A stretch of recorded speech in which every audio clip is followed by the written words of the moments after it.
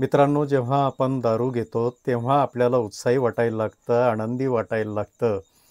याला जबाबदार असे मेंदूतील 2 घटक कारणीभूत आहेत. एक म्हणजे डोपामिन आणि दुसरा म्हणजे सेरोटोनिन.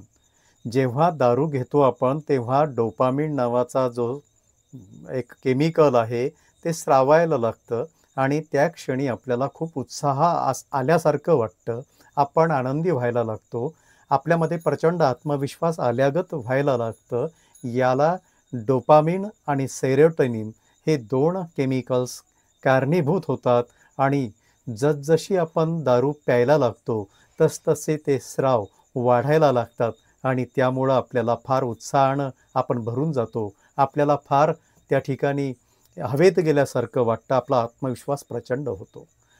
पण जेव्हा आपण हे जास्त घ्यायला लागतो आणि तेव्हा मात्र हे डोपामिन आणि सेरोटोनिन नावाचे घटक दारू प्यायल्यामुळं ते वाढतात, परंतु कालांतरानं त्याचं त्या ठिकाणी सिक्रेशन कमी व्हायला लागतं.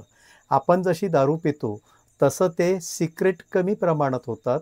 जशी दारू उतरते तसं परत आपल्याला निरुत्साही वाटायला लागतं.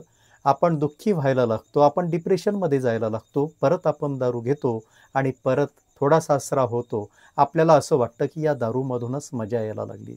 दारूमधून मजा येतच नाही. खरं म्हणजे दारू प्यायल्यानंतर तुम्हाला ते ते स्राव त्या ठिकाणी आनंदी करतात. परंतु नित्यानं असंच जर आपलं राहिलं, दैनंदिन दिनक्रम जर असाच राहिला, तर असंच दारू जर घेत राहिलो, तर हे आपले जे केंद्र आहेत डोपामिन आणि सेरोटोनिन या ठिकाणाहून पाझरतं मेंदूच्या त्या पर्टिक्युलर भागामधून, तर ते स्राव कमी कमी होत जातात. शेवटी आपण निराशेमध्ये जातो, अनिद्रा आपल्या पदरी पडते आणि नंतर दारूनही नशा यायला लागत नाही. काही लोक तिथेच थांबत नाहीत, तर परत स्पिरिट प्यायला लागतात. स्पिरिटसुद्धा माणसाला त्याच्यामध्ये अल्कोहोल असल्यामुळं ते नशा आणतं. पण आपले पोटातले ऑर्गन त्यामुळं किती डॅमेज होतात. या हव्यासापोटी, या क्षणभंगूर आनंदासाठी आपण किती त्या खोलावर जातो, किती दुःखामध्ये आपल्या कुटुंबासह आपण जातो आणि शेवटी आपलं लिव्हर डॅमेज होतं आणि आपल्याला त्या ठिकाणी मृत्यू केव्हा कवटाळतो आपल्यालाही कळत नाही. आपल्या कुटुंबाची वाताहत त्या ठिकाणी होते. पण मित्रांनो, या गोष्टीचा जर विचार केला, जेव्हा आपण दारू पीत पीत जातो, आपल्याला दारूशिवाय होत नाही, कारण दारू पिल्याशिवाय आपण आनंदी राहू शकत नाही. हेच ते व्यसन असतं, हेच ते ॲडिक्शन असतं की ज्यामध्ये आपण पूर्णपणे सामावून जातो. एखाद्या वैदिक मंत्रासारखा मंत्र आपल्या डोक्यामध्ये चालत असतो. जेव्हा दारू मिळत नाही तेव्हा ती कधी मिळेल, कधी मिळेल यासाठी आपण व्याकुळ होतो आणि व्याकुळ होऊन आपण कोणत्याही स्तरावर जातो त्या पिवल्याशा दारूच्या बॉटल्ससाठी. पण हे सगळं जेव्हा घडतं तेव्हा आपल्या मेंदूवर ताबा राहत नाही. त्यासाठी नैसर्गिकरित्या आणि आपल्याला सायंटिफिकली आपलं जीवन बदलावं लागेल. आपल्या संपर्कामधली माणसं जर असतील, असे ॲडिक्ट असतील, तर त्यांना कुठेतरी एक पॉझिटिव्ह संकेत आपण द्यायला हवा. आपण त्यांना थोडंसं व्यायाम करायला सांगा. त्यांना तुमच्यासोबत फिरायला घेऊन जा. 30 ते 45 मिनिटं त्यांना धावायला सांगा. धावत नसतील तर चालायला सांगा. कारण अर्धा तास सतत चालल्यामुळं नैसर्गिक डोपामाइन आपल्या मेंदूतून पाझरायला लागतं आणि त्यामुळं आपल्याला आनंदी वाटायला लागतं.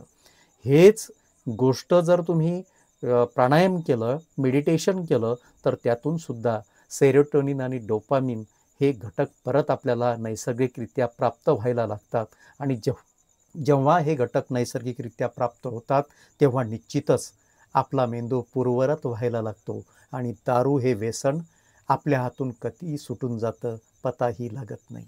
दारूमुळं आपल्याला आनंद मिळत नाही. दारू ही आपल्या मेंदूचा ताबा घेते. आपल्याला आर्टिफिशियल त्या ठिकाणी आनंद देते, उत्साह देते. तिचा पॉवर कमी झाला की आपल्याला पूर्ववत सगळ्या समस्या भेडसावतात. आपण दुःखी होतो. परत त्या दारूच्या विवचक्रात जाण्याचा प्रयत्न करतो. यापासून आपण नक्की स्वतःचा आणि इतरांचा बचाव करावा. या व्हिडिओच्या माध्यमातून हा एक पॉझिटिव्ह संकेत देण्याचा माझा यशस्वी प्रयत्न आहे. हे विश्वचैतन्याचे हे चॅनल जर आपल्याला आवडलं असेल तर नक्कीच आपण सबस्क्राईब करा, लाईक करा आणि शेअरसुद्धा करा. असेच व्हिडिओ मी आपल्यासाठी या ठिकाणी आणत राहील. आपण त्याचा आनंद घ्या. भेटू या पुढच्या भागात. तोपर्यंत नमस्कार.